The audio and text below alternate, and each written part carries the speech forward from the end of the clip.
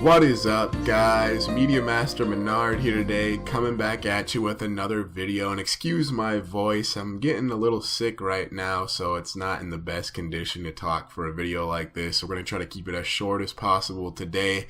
But I just got done watching the last episode of Season 8 of Game of Thrones. I wanted to bring you guys my initial thoughts and reactions. If you enjoy videos like these, check out my previous videos on all the episodes of Season 8 on Game of Thrones. Subscribe to the channel. I'm also going to be putting out a full Season 8 review, so you guys should stick around for that. But let's get into this episode, and overall, I thought it was a pretty decent episode. It wasn't great, it wasn't terrible. I think they did the best they could salvaging kind of some of the damage that happened last week with such a bad episode in the penultimate episode. I think they did the best they could here with as little time as they had to get everything wrapped up and kind of give us some closure and let us know what these characters are moving towards in the future. We'll get into kind of my thoughts on the episode as a whole and some general thoughts on the season at the end of the video, but let's break down this episode in detail, in specifics. Let's go into it right now. So, I mean, it starts off when we get to see Tyrion and Jon kind of in the aftermath of the battle at King's Landing and kind of just the massacre, the genocide, and they're kind of seeing the horrors of what Dany has really done. And I think one of the first moments in the episode where I was like, things can't end good for everybody, was when we see Grey Worm executing survivors, and he's like, Dany told us to do this, we have to, and Jon's kind of like, don't do it. And Grey Worm and the Unsullied put their spears to him, like, we're doing it. And so Jon's kind of like, okay, I gotta go to Dany, there's nothing I can do about this right now. And also then there's Tyrion, who sees Cersei and Jaime together, and he sees that they were together in the end, and you can see it's hurting him that I mean, Dany just killed a bunch of people, and he's feeling it close to him, and he knows there's many innocents that felt it as well, and he's feeling his mistakes inside. And I thought it was good to show that, I mean, he really did care about Jaime, and he understands how tough it was for Jaime, and that he ended up going back to Cersei, the one thing that he always kept on going back to. But I thought it was, I guess, a little weird when Dany starts giving her speech to the army when she's like, okay, well, now we're going to go conquer everywhere. And I was like, whoa, why are we going to go burn every city to the ground? I mean, I do think they made her go a little crazy, a little too fast. I mean, I thought there was a lot of foreshadowing throughout the seasons leading up to this one, but I don't think there's a lot of character development in this season to show her from going to someone who is maybe misguided and trying to do the right thing to someone who's just downright crazy and honestly a bad person and just whoosh, yeah. But I didn't think that was too big of a problem here. But then her speech that she's giving to the Dothraki and the Unsullied, and they're all hype, and you just see Tyrion like throw the hand, little pin, he throws the hand to the queen pin, and she locks him up, and Jon looks at her, and you can just see in Kit Harington's face, he's like, but he then meets up with Tyrion in his cell, and Tyrion's kind of like, hey man, you know what to do, we've got to kill her. It's the only way everything is going to work out good for everybody in the end, and you know it's the right thing to do, and Jon struggles with it. And I thought this was one of the most interesting parts of the episode, where we get to kind of see a reflection of when Varys was talking to Tyrion. This is what Varys was kind of telling Tyrion, you know it to be true. Search your feelings, you know it to be true. I'm not trying to be Darth Vader, but so then we get to see kind of the roles reversed. Now Tyrion's the one like, hey, you know, Jon, that she's crazy and she's got to go. She has to go. And you get to really see the actors do a good job of kind of like showing how tough a decision this is, not only personally, but just kind of the magnitude of what they are doing, what they're conspiring to do, how treasonous it is. And then we get to the, I guess, big moment of this episode, and that is where Jon kind of pretends like, we can do it together, Dany, and then she's kind of like going really crazy mode, and Jon puts a knife in her heart. And I did expect Jon to be the one to do it after last episode, and seeing him in King's Landing, like, he was like, I think he knew, like, I gotta kill her.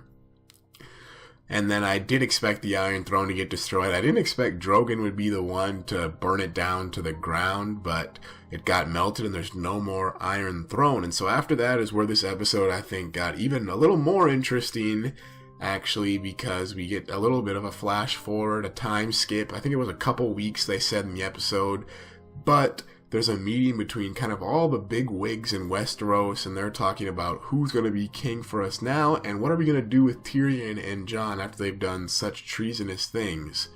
And they all kind of go around, and they all kind of are like, okay, well, which one of us is going to be king? I don't know who's going to be king right now. I mean, is it going to be you? Is it going to be you? There was a funny moment where Edmure got up, and he was like this, and then Sansa's like, sit down, you know? I was like, okay, we all know that. And there was something that I thought was really weird. Sam suggests, hey, let's have a democracy where everybody in the realm can vote for who's going to be the king, like a democracy. And they were all just laughed him off and were like, no, we're not going to do that. And I thought that was kind of weird. I was expecting after he said that, I was like, oh, this is Game of Thrones. It's going to be kind of a cool ending, like, woo, democracy, America. But it definitely was not that at all. They all just laughed him off and they were like, no. And then Tyrion makes a suggestion that I thought was very, very intriguing. He suggests that, hey, Bran is just like an omnipotent. He's not omnipotent, but he's omniscient, whatever the word is.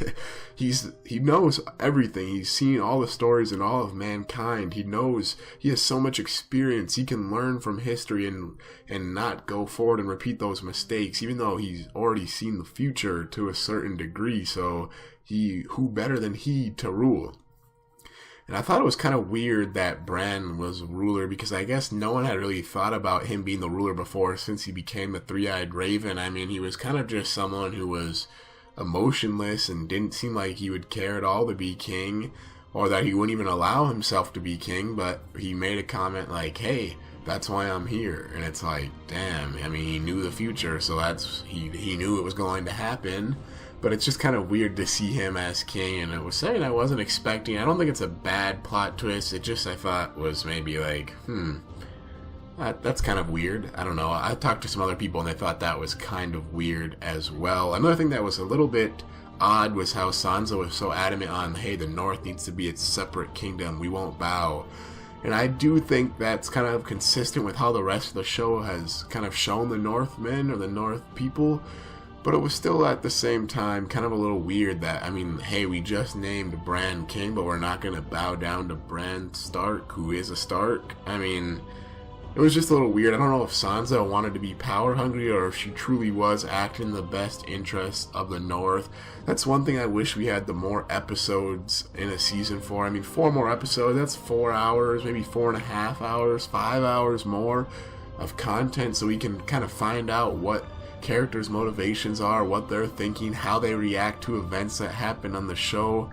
I think that would have been kind of nice in this season to see some of that stuff. So then they have to decide, I mean, what are we going to do with Tyrion and Jon? Grey Worm really, really wants them dead, and I'm kind of like, yeah, I kind of see his viewpoint, but I mean, I feel like Grey Worm was a smart enough dude to be like, hey, like, Dany was going crazy and we're just killing people here. But I mean, he does respect their decision of Bran being the ruler, and Bran says, hey, Tyrion, to atone for your mistakes, you're going to be the hand of the king and make things better. And they say, Jon Snow, you're going to take up the black, which is really fitting because I know a lot of people had in their head, like, Jon Snow is going to be king of the 7 kingdoms, and that was never Jon Snow's kind of thing. He never wanted to be the king. And so he gets to go back to the Night's Watch, or so we think. And then a lot of people watching, I guess, were like, hey, the Night's Watch isn't protecting anything anymore. They don't really exist, so what is he going to be doing there? And so this is kind of where the farewells or goodbyes to the series begin. And we get to see Jon walk down. We get to see him see Grey Worm on a ship leaving, and Grey Worm's going to Narth, and Grey Worm gives Jon kind of a nasty look that he's upset, but at the same time it seems like Grey Worm does understand what went on and what was going through Jon's head.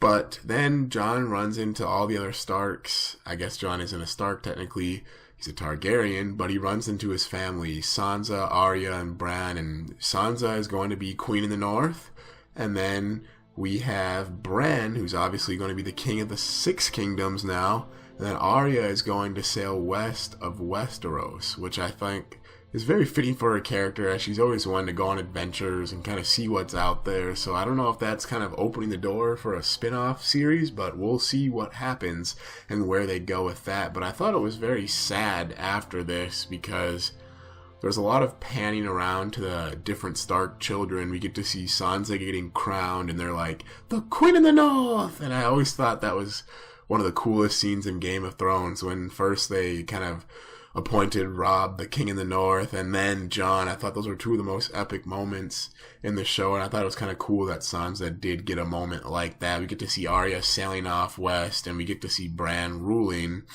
And so Bran ruling, I thought, was very interesting, because we get to see Tyrion and the Small Council kind of doing their thing again. The Small Council consists of Tyrion, Ser Davos, Samwell Tarly, Brienne of Tarth, and Ser Bronn of the Blackwater. I mean, it was really cool to see these characters bantering with each other and kind of going back and forth. And we get to see Tyrion finally back in a role where he's comfortable.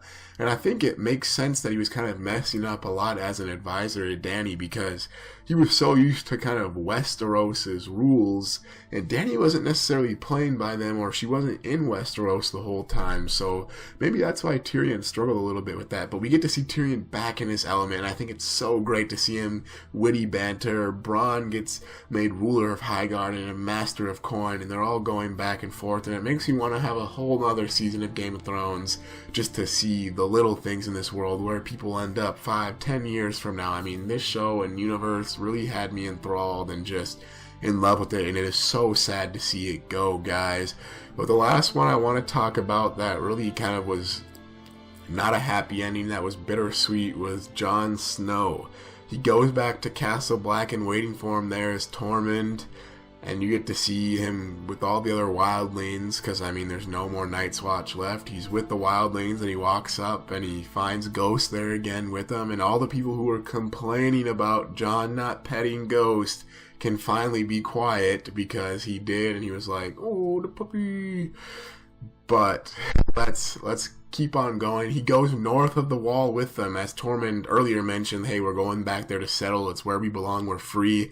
And I think that's where Jon belongs to. Ever since he met Ygritte and had been north of the wall, he's always been one of them at heart, and that's all he's wanted, to be a free man and just kind of do his own thing. So I think we get to see him out there being himself. We don't get to see it though, but we get to see him going out there, and hopefully that's what he's doing. I want to know what he's doing, but he also has to live with, I mean, the guilt that he killed his lover, and that did he do the right thing? I mean, he doesn't know, and so he's thinking about that still, and you can see it on his face. There's never a smile from Jon. All the other characters give you a smile like, hey, things are going well. Jon is very serious and like, hey, like, he's carried a lot of weight, a burden for the people of Westeros, but in the end, I believe he did the right thing. Like I was mentioning before, I think overall they did a great job of kind of tying up as many loose ends as they could in an hour and 20 minutes. I mean, realistically, with the last episode leaving a bunch of kind of unanswered questions, they had a lot to cover in this episode, and given the last episode, I think they did a good job with this one. It was definitely enjoyable to watch, but I mean, there's so many things as a series that I wish I could have seen, that I think it would have benefited from 10 episodes. I mean, there was kind of a lot of dead-end plot points, or not dead ends, but stuff that seemed like there was more than meets the eye to what was going on, what we were shown, like the Faceless Men, or some other things that, like Dorne, that whole storyline. I mean, there was some stuff that I was kind of curious. I mean, what happened there? What happened here? And I know, like, the Night King plot, a lot of people have been talking about. I completely agree. I want to know more about the Night King and the Children of the Forest, and I guess they're kind of spin-off baiting us, because I've heard one of the spin-offs is going to be about kind of the Night King's origins and the people, the Children of the Forest, so I understand why they want to keep some of that material for that.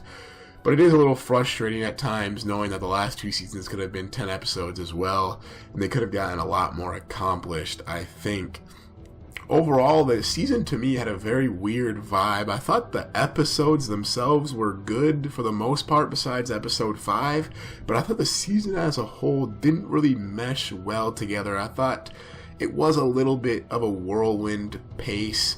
And I know the writers, D&D, had to go write Star Wars. They were kind of focused on, hey, we can write Star Wars. It's going to be an incredible opportunity for them. But I mean, I do find that to be the weirdest thing, that the episodes themselves were good, but the season as a whole didn't really come together that well. So, I don't know. It will be curious to see how this season in particular of Game of Thrones stands the test of time. If it will be looked back on fondly once we're out of this moment, or if it will be looked back on like Lost or something that just completely fell apart. I know a lot of people are calling for the Full Metal Alchemist Brotherhood treatment, where once the final source material is out, they go back through and remake the last couple seasons or remake the whole series, and I wouldn't be technically opposed to that, because I mean, more Game of Thrones is good Game of Thrones in my opinion. But that's kind of a long rabbit hole I won't get down in this video. But I want to know what you guys thought about this episode and the finale of Game of Thrones as a whole. Was it a good episode? Was it a bad episode? What plot points kind of weren't answered for you, and what did you want to see more of? What do you think of Game of Thrones as a whole, the whole series? I mean, how did this conclude for you guys? Were you satisfied? I mean, there's so many things you can tell me about this series and how it ended down in the comments below, so I want to have a discussion down there. Let's keep it civil, guys. If you like my video, leave a like and subscribe to the channel. Maybe bringing you guys more movies, TV, video game, and anime content. That's kind of what I do on this channel, so if you are into any of those pop culture topics, please subscribe. It really is a good time here. Also, I'm going to leave a link to my Twitch and my Twitter down in the description below, so you can find out when I post a new video. And until then, this is Master Menard, signing off. Now look at the top, I'm going crazy, who wearing the crown? Scoodly bop, doodly